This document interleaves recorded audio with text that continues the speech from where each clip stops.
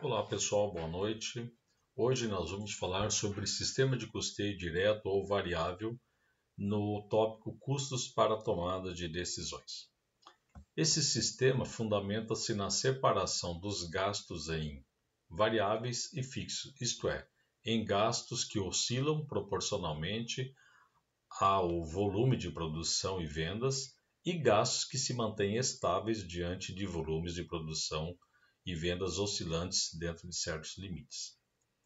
Ou seja, se houver um volume maior de vendas, esses custos vão oscilar, independentemente desse movimento, eles se mantêm estáveis. Van der Beek e Nag, eles referem que o custeio variável é um tipo de custeio que inclui, detalhe, que inclui apenas os custos que variam diretamente com o volume de produção dos produtos ou serviços. Portanto, consiste em considerar como custo de produção do período apenas os custos variáveis, que normalmente são mão de obra e matéria-prima. Já o Eliseu Martins diz que, com base no custeio variável, só são alocados aos produtos custos variáveis, ficando os fixos separados e considerados como despesa do período, indo diretamente para o resultado. Para os estoques, só vão como consequência os custos variáveis.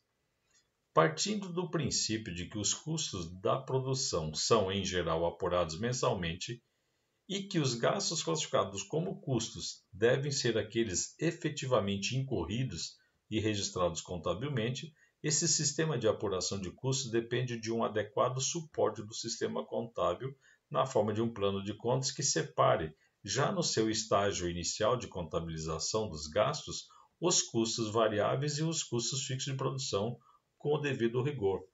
Já vão classificando num grupo, abre-se um grupo de custos fixos e outro de custos variáveis. E na contabilidade já vai, quando possível, já identificando esses gastos nessas duas classificações. O termo custos variáveis designa os custos que, em valor absoluto, são proporcionais ao volume de produção dentro de certos limites. E certos limites sempre é o seguinte: a empresa tem uma capacidade de produção de 200 mil unidades. Então, dentro desse limite, se fala, que os custos variáveis em valor absoluto são proporcionais a esse volume. Isto é, eles irão oscilar na razão direta dos aumentos ou reduções nas quantidades produzidas. Se eu aumentar o volume de produção, aumenta o custo variável.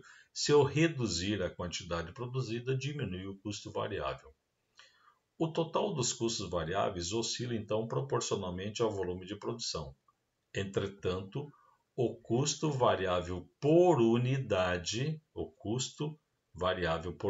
mantém-se constante dentro do intervalo de análise.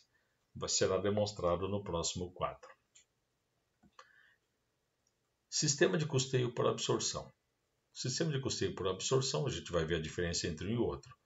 Por absorção é o sistema mais tradicional de custeamento, onde, para se obter o custo dos produtos ou serviços, consideram-se todos os gastos, quer sejam eles diretos ou indiretos, quer sejam fixos ou variáveis.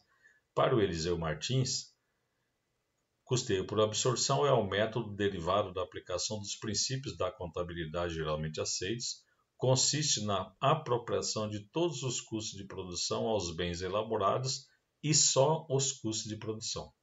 Todos os gastos relativos ao esforço de fabricação são distribuídos para todos os produtos fabricados. Então, verifica-se o total do gasto, com a produção naquele período, divide-se pelas unidades produzidas. Então, esse é o custeio por absorção. Todas as unidades produzidas absorverão todos os custos. Vamos pegar aqui um exemplo. Eu tenho aqui custo variável da matéria-prima em março, abril, maio. Consumo por unidade. Cada unidade do produto consome 2 kg da matéria-prima. Cada quilo custa R$ 2,00. O custo por unidade produzida, então, o custo unitário da matéria-prima será de R$ 24. Se eu produzir 2.000 unidades, o meu custo total da produção será 2.000 unidades vezes R$ 24, 48 mil. Se eu aumentar a produção para 3.000, o custo total da produção vai variar de 48 para 72, porque 3.000 unidades vezes 24 dá 72. No mês seguinte, se reduzir de 3.000 para 2.500 unidades, o custo total da matéria-prima vai variar de 72, vai reduzir para 60. Ou seja, o custo variável total ele aumenta ou diminui, aumenta de 48 para 72, diminui de 72 para 60, em razão da quantidade produzida. Se eu aumentar a produção, aumenta o custo total. Se eu reduzir a produção, diminui o custo total. Porém, do ponto de vista do custo por unidade, o custo unitário da matéria-prima no meu produto é de R$ 24, ele é constante. Então, o custo variável do ponto de vista unitário é constante, porém, no seu custo total, ele é variável em razão do volume. O termo custos fixos designa os custos que, em valor absoluto, são estáveis, isto é, não sofrem oscilações proporcionais ao volume da produção dentro de certos limites da capacidade produtiva. Quando esse custo fixo é convertido em unidades de produto, o valor desse custo torna-se variável. Por exemplo, custo fixo do aluguel de uma fábrica. Pagamos um custo fixo, independente de qualquer volume de produção, o custo fixo é R$ 12.000 por mês. Agora, o custo fixo por unidade produzida vai se alterando em razão da alteração no volume produzido. Por exemplo, em março, o aluguel 12.000 dividido por 2.000 unidades, cada unidade absorveu R$ 6 de aluguel. Já no mês de abril, o aluguel continua sendo fixo, constante, R$ 12.000, só que com isso nós produzimos 3.000 unidades. Portanto, o custo unitário do aluguel em cada produto caiu de R$ 6 para R$ 4. 12.000 dividido por 3.000, R$ 4. Já no mês de maio, a produção aumentou para 2.500 unidades. Reduziu em 500 unidades, de 3 para 2.500. 12.000, em maio, que é o valor do aluguel constante, dividido pelo volume de produção, o nosso custo unitário foi para R$ 4,80. Então, o custo fixo tem o seu total constante, não varia, independentemente do volume de produção, ele é constante, fixo, por isso que é fixo. Porém, do ponto de vista unitário, esse custo unitário, o custo fixo unitário, ele é variável, vai variar de acordo com a alteração, a oscilação no volume produzido. Quando eu produzia 2.000 unidades, ele custava 6, produzi 1.000 unidades a mais, caiu para R$ 4, caiu de 3 para 2.500, o custo de 4 passou para R$ 4,80. São custos, então, que sofrem uma diluição tanto maior quanto maiores forem as quantidades produzidas. O custo fixo, né, vai sofrer essa diluição quanto maiores forem as quantidades produzidas. Os defensores da utilização do custeio direto variável como instrumento gerencial se valem de 3 argumentos principais. Primeiro, os custos fixos, por sua natureza, existem independentemente de ter ou não ter produção de um determinado produto ou do aumento ou redução dentro dessa certa faixa, né, da quantidade produzida. Os custos fixos podem ser encarados como encargos necessários para que a empresa tenha condições de produzir e não como encargos de um produto específico. O custo existe porque existe a fábrica, não porque ela está produzindo alguma coisa. Por não estarem vinculados a nenhum produto específico ou a uma unidade de produção, eles sempre são distribuídos aos produtos por meio de critérios de rateio, que contêm em maior ou menor grau, arbitrariedades, como nós já vimos em exercícios anteriores. A maioria dos rateios é realizada com a utilização de fatores que na realidade não vinculam cada custo a cada produto. Em termos de avaliação de estoque, o rateio é mais ou menos lógico. Todavia, para a tomada de decisão, o rateio, por melhor que sejam os critérios, estes mais atrapalham do que ajudam. Basta verificar que a simples modificação de critérios de rateio pode fazer o produto não rentável passar a ser rentável, e é claro, isso não está correto, isto pode levar uma empresa a ter dificuldades. Finalmente, o terceiro, o valor dos custos fixos a serem distribuídos a cada produto depende, além dos critérios de rateio, depende também do volume de produção. Assim, qualquer decisão em base de custo deve-se levar em consideração também o volume de produção. Pior que isso, o custo de um produto pode variar em função da variação da quantidade produzida de outro produto. Por essas razões, e por sua grande utilidade para otimizar decisões, o custeio direto variável tende a ser cada vez mais utilizado do ponto de vista gerencial. Todavia, tendo em vista que esse sistema não atende aos princípios contábeis e não é permitido pelas autoridades fiscais, sua utilização é limitada à contabilidade para efeitos internos da empresa, a chamada contabilidade gerencial. Esse sistema só é útil para tomar decisões internamente na empresa, não serve para critérios de custos para efeito de imposto de renda. Tá? Ele não é aceito para imposto de renda. Vamos aqui um exemplo comparativo de um custeio direto e variável com o custeio por absorção. Para deixar claro o método de custeio direto e variável, será demonstrado um exemplo que os produtos sejam custeados pelo custeio direto e variável e também por absorção, comparar os dois critérios, os dois sistemas. Vamos supor uma empresa que fabrique um único produto e que tenha os seguintes volumes de produção e vendas.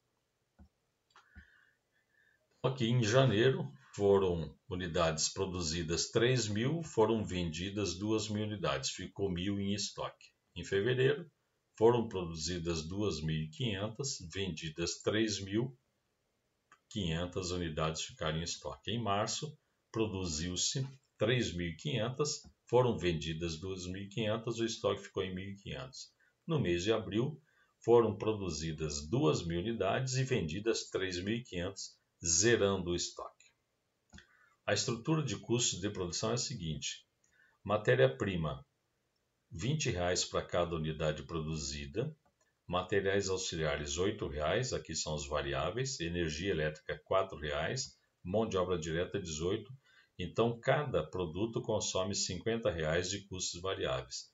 E a empresa tem um custo fixo de mão de obra, depreciação, manutenção e outros de 120 mil.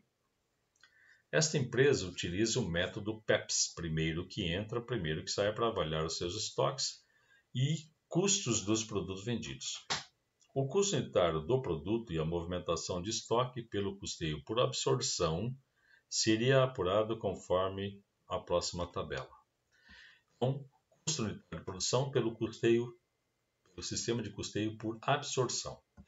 Em janeiro, então, produzidas 3.000 unidades, eu tenho um custo variável de R$ 50 e um custo fixo de 40. Por que 40?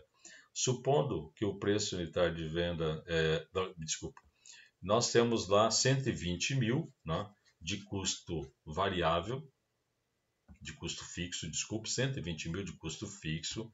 Vamos só para ter certeza, não falar besteira, aqui, ó, custo fixo, 120 mil.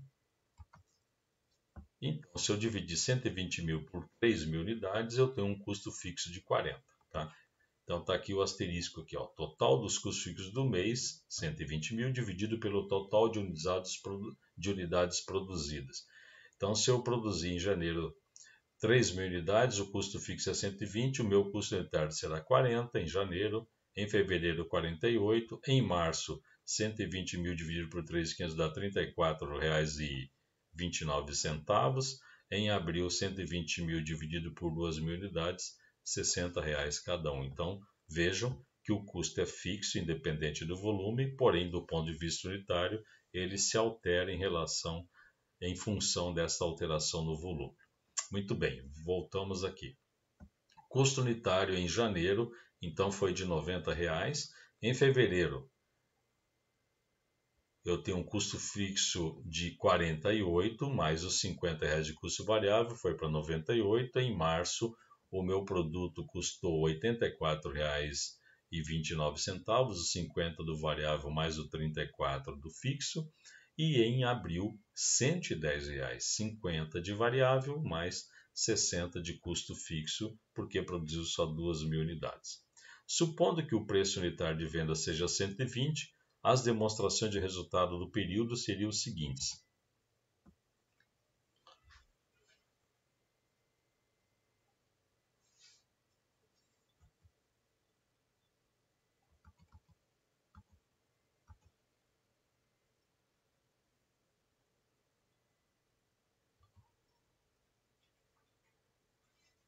Vamos deixar essa demonstração de resultado um pouquinho para depois. Vamos fazer aqui um quadro comparativo do custeio direto com o custeio de absorção. Custeio direto, aqui. Eu tenho em janeiro, foram vendidas 2.000 unidades, o preço unitário de 120 custou, então eu tenho uma receita total de 240 mil. O meu custo unitário foi de R$ 90, 50 do custo variável mais 40 do custo fixo. Então, se eu pegar 2.000 unidades vezes R$ 90, eu tenho um custo do produto vendido de 180. Qual foi o lucro? 240 de receita menos 180 mil de custo do produto vendido, eu tenho um lucro de 60 mil. Em fevereiro, nós vendemos 3.000 unidades, porém, 1.000 foram fabricadas em janeiro, então teve um custo de R$ 90, 1.000 vezes R$ 90 dá 90 mil, e as outras 2.000 foram produzidas no próprio mês de fevereiro a um custo de R$ 98, que era 50 do custo fixo mais R$ 48, 50 do custo variável mais R$ 48 do custo fixo, conforme esta tabela aqui, ó. 98 em fevereiro, em março foi 84 e em abril 110. Voltando lá, então eu tenho 2.000 unidades a 98, vai dar 196 mil. Somando as vendas, 3.000 a 120, 360 mil de receita, 286 mil de custo do produto vendido, um lucro de 74 mil. Em março, vendemos 500 unidades fabricadas em fevereiro, a um custo de 98, então 500 unidades vezes R$ 98 dá um custo do produto vendido de 49 mil. 2.000 unidades foram vendidas e produzidas em março, a um custo de 84, então custou 168.570. Então eu tive uma receita de 300 mil e um custo do produto vendido de 217. O meu lucro veio para 82.430. Em abril foram vendidas 1.500 unidades fabricadas em março a R$ 84, custo do produto 126 mil, e mais 2.000 unidades que foram fabricadas no próprio mês de abril a R$ 110, custou 220 mil. Então eu tenho um custo do produto vendido em abril de 346.428, contra uma receita de 420 mil, um lucro então de R$ 73.573. Analisando-se esse quadro, percebe-se que, na mesma empresa, no mês de fevereiro para março, as vendas sofreram uma redução de 16%. Aqui, eu tinha 360 mil de vendas em fevereiro e em março caiu para 300 mil. Então, 60 mil em relação a 360 dá uma queda de 16%. O lucro nesse período aumentou. Eu tive uma redução na receita e o lucro aumentou de 74 para 82 mil. Houve um acréscimo de 11,39. Engraçado, né? Reduzimos em 16, quase 17% o volume de vendas e o nosso lucro aumentou 11,40. A explicação para esse fato se encontra na diferença de volume de produção, que aumentou de 2.000 para 3.500 para 3.500 unidades, fazendo com que o custo unitário sofresse uma grande redução. O custo aqui era de R$ 98, em fevereiro caiu para R$ 84. No mês de abril ocorreu um acréscimo de 40% nas vendas. Em março tínhamos 300 mil e em abril foi para 420, então aumentou 120 mil, né, de março para abril, ou seja, 40%, aumentou a receita em 40%, e o nosso lucro reduziu em 10,75%, quase 11%. Por quê? Em março tivemos 82.430 de lucro e em abril apenas 73. Então, é desproporcional. Aumentamos 40% do faturamento e o lucro cai 10,75%. Então, no mês de abril ocorreu um acréscimo de 40% nas vendas, porém, novamente, o lucro reagiu de forma diferente, reduzido em 10,75%. Vendeu-se muito mais que todos os períodos anteriores e o lucro foi apenas o segundo menor. Muito bem. Resumindo, os lucros não acompanham necessariamente as vendas, sendo muito influenciados pelo volume de produção. O montante de lucro depende das receitas e do volume de produção do período, e ainda da produção do período anterior. Vamos ver agora como seriam os resultados dos mesmos 4 meses, agora apurados pelo custeio direto e variável. Então, a receita não muda, né? Em janeiro 240 mil, em fevereiro 360, em março 300, em abril 420 mil.